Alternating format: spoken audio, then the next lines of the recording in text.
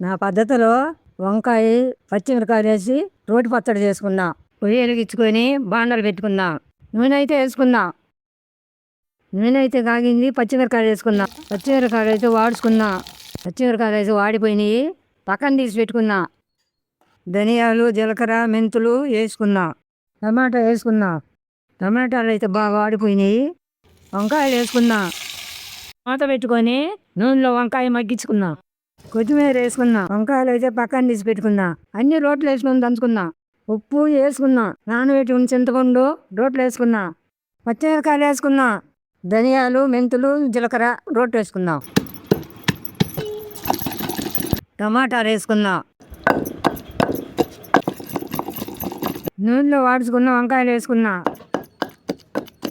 తెల్లగడ్డలు వేసుకున్నా. ఎర్రగడ్డ ముక్కలు వేసుకున్నా.